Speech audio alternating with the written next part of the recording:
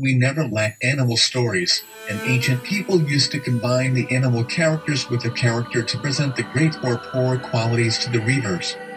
But it is really hard to say whether those qualities belong to human beings or non-human animals, or shared by both. Concerning this, with help of how we describe animals under the influence of our knowledge about wild creatures, I wish we can be inspired to a fairer attitude towards non-human animals in the real natural world. Our first story happened in today's Iraq. The story is told from the perspective of Gilgamesh, king of Uruk, who is 2/3 of God and 1/3 of man. He oppressed the local people, and people's complaint got the god's response. God created Enkidu that originally lived with and behaved as an animal.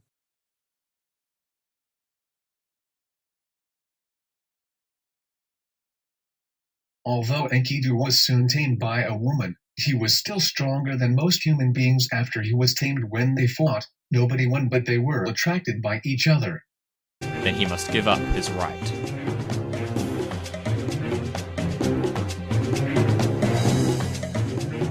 Late into the day they fight, until finally, as the moon takes to the sky, Gilgamesh gains the upper hand, forcing Enkidu to concede his superiority.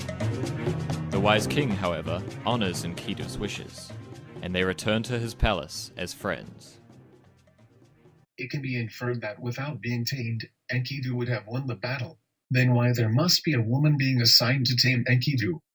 Professor Patrick Barron applies eco-critic Joseph Meeker's theory, which argues the three fundamental ideas about animals that appear in tragic literature are the same ideas that fueled ecological destruction: the assumption that nature exists for the benefit of mankind, the belief that human morality transcends natural limitations, and humanism's insistence upon the supreme importance of the individual personality.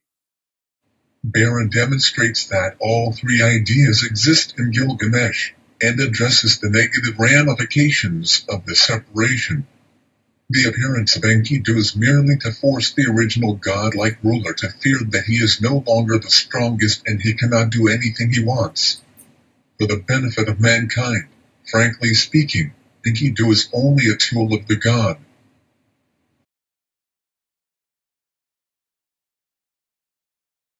Afterwards, together, they journeyed to the Cedar Mountain and defeated Humbaba, a monstrous giant guardian defending the forests. Later they killed the Bull of Heaven, which the goddess Ishtar sends to punish Gilgamesh for spurning her advances. As a punishment for these actions, the gods sentenced Enkidu to death. It is obvious that both Humbaba and Enkidu, brave beings with something common to share with animals, died at last.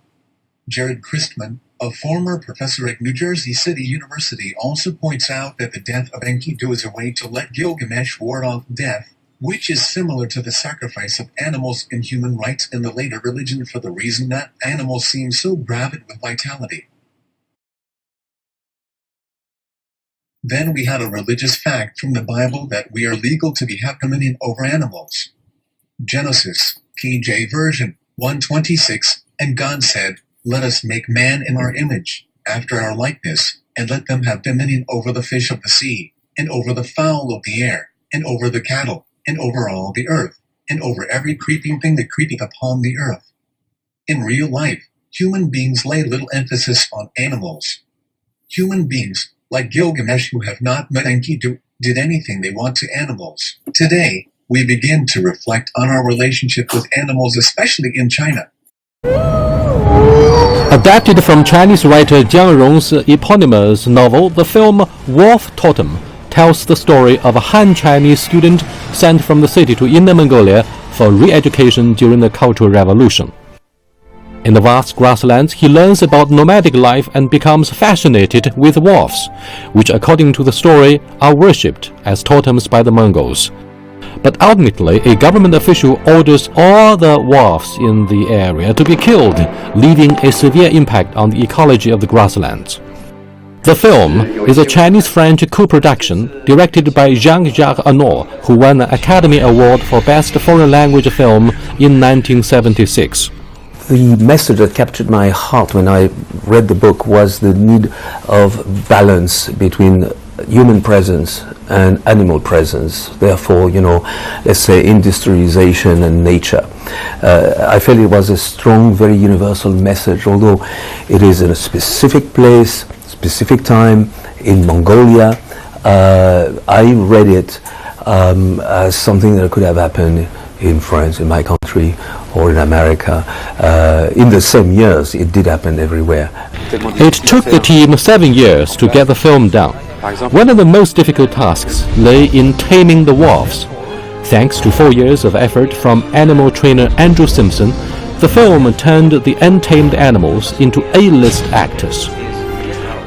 Besides extolling the value of wolves, the original book also fills discussions on the relationship between farming culture and nomadic culture, which according to the author is mirrored in the conflict between sheep and wolf. 满山遍野都是狼啊！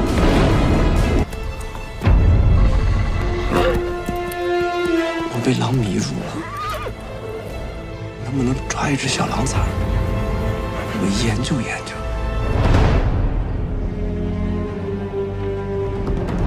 我接到了上级关于今年掏狼崽的指示啊，掏了狼崽，狼不就变少？